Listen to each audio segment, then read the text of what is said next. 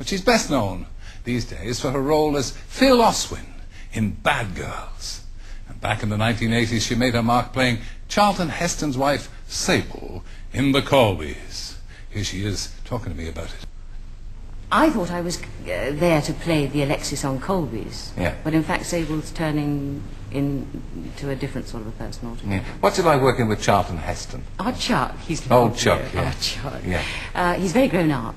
He's definitely a grown up. You mean, is that a euphemism for old? No, serious. Serious? Yes. Yes.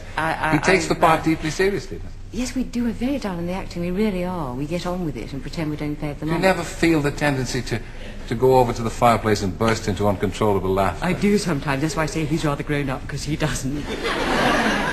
Ladies and gentlemen, Stephanie Beacham.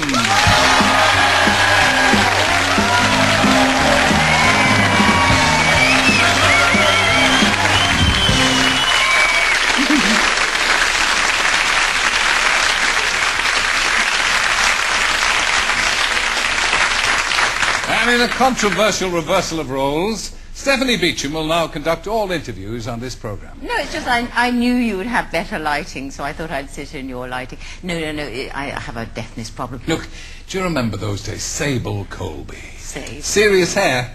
Oh, what do you remember most about that time? Look at you. Hairspray. With old Charlton Heston. Is he's still alive and kicking, old Charlton? Yes, he was... He doesn't look it. No, he's fine. Shush. He was diagnosed with Alzheimer's. Ah. And I heard it on the news, and I was very sad. And he phoned me up the next day, and he said, before my mind really goes, I want to tell you that I love you. Old Charlton, that's very good, isn't it? That's nice. Sable Colby. It becomes synonymous with you over the years. Did it hold you back? I don't think so. I think it opened loads of doors. It opened the whole of America. Yeah. Perhaps it opened the world in a way. I mean, I've made friends that people that I would never have met. How would I have met astronauts if I hadn't gone to America and been in that? Then you went on to be in Dynasty. Then you were in Dynasty, Yeah. Dynasty as well. So tell us, how did you get that part? Joan needed someone to fight with, because Linda had gone into a coma, and Joan didn't have anybody to do it with. What, in real life or in part? She's a dear, dear girl, but I think she had sort of thought, no more. So Joan needed someone to fight with. You moved across. Yes. And you'd been worried about being typecast at the time as a real kind of super bitch. No, I then went on to star in a thing that didn't come over here. I do wonder why. I did 26 episodes playing a nun in my own sitcom called Sister Kate.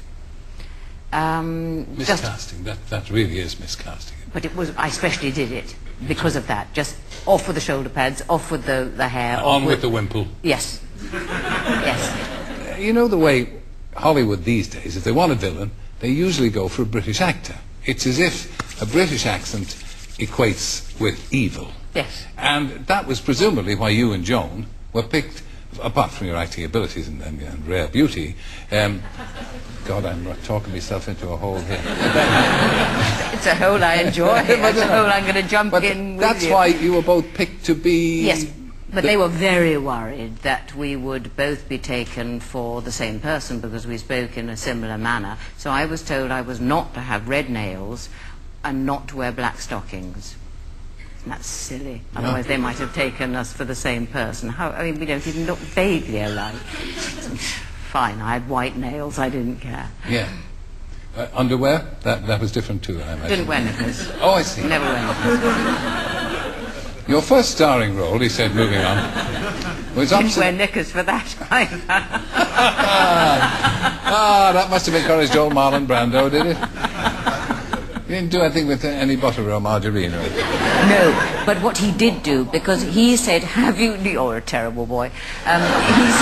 He said, have you signed a nudity clause? And I said, yes. And he said, okay. And he turned up the next day for our nude scene in the biggest Y-fronts I have ever seen. And Wellington boots. And I said, darling, you look tremendous today. Why? He said, to protect you. And he didn't take off his Wellington boots, and he wouldn't lower his Y-fronts. I mean, they were right up to here. They were the largest things you've ever seen. So that Michael Winner could only photograph us from the waist up. So there were some very lurid scenes in the film that you're talking about, The Nightcomers, but you didn't see as much as you might have imagined you saw, because Marlon never removed his Wellington boots or his Y-fronts. Michael must have been furious, Michael Winner. Well, my dear, I don't know what you think you're doing here, like this. Yes. Mr. Brando, sir, do you think you could remove your Wellington boots? They seem to be intruding in the shot. What was Mr. Brando's riposte? I see. Now, you've played all manner of bitches, strong women, con women, everything in between.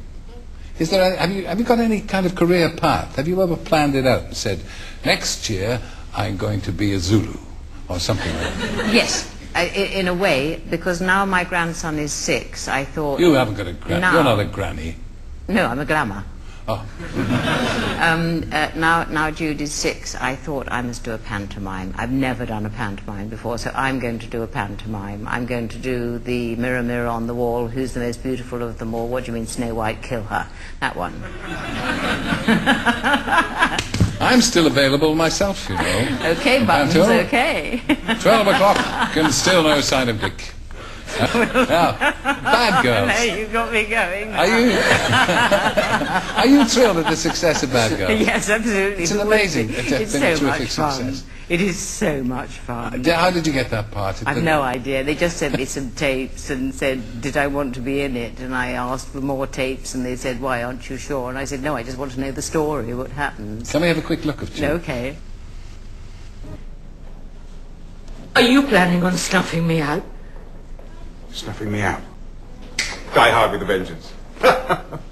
Oh, you're such a ham, Phil. I'll give you a tip. Don't give up your day job. I was about to give you the same advice. But I think you're buying my paranoia, Doctor. Can't believe you really thought I would. Well, sad to say for you, it's going to get a great deal worse if it's going to be broadcast to the nation. Phew. May well tip me right over the edge.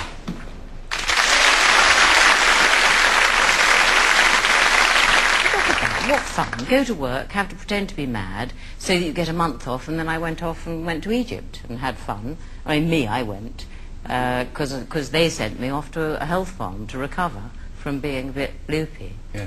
Bliss. We have uncovered some very rare footage. Oh, gosh. Which we wouldn't mind dragging up here to embarrass you with. Mick Hucknall, if I reminded you of it. See, I do sing. Yes, you do. Life is good, we have something for the future. Now our love will grow the seeds to sow this real revolution, this good revolution, baby. Where you're not below me anymore. Real revolution.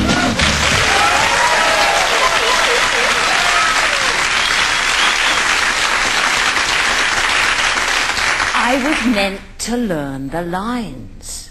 How did you get picked for that job? Who knows? Why did you ask me here today, Terry? Who knows? Would you care for a jelly baby? No, not yet. Now, acting, as we know, and I shall talk to Janice Street Porter about it because I think it's her fault, is a youth-driven kind of thing. I mean, you're a woman now you're in your early 30s, and do you feel that a pressure to change the way you look, to make yourself more youthful, more young? Yes, what I thought is I could wear... Oh, look, just look. No, look, Okay. because I'm going to do this for you. Okay, excellent. That's the raddled chicken old neck, neck. the chicken Yes, neck. yes. Look at that. Look at that. Bulldog clip. Fantastic. Didn't I Marlene Dietrich did that? I didn't think she? I should just wear a bulldog clip the entire time. Don't come too close. Oh, look, for heaven's sake, if I did one bit, I'd have to do another bit. And Yeah, I know. Look, as ever, it's been wonderful having you with us. Stephanie Beacham.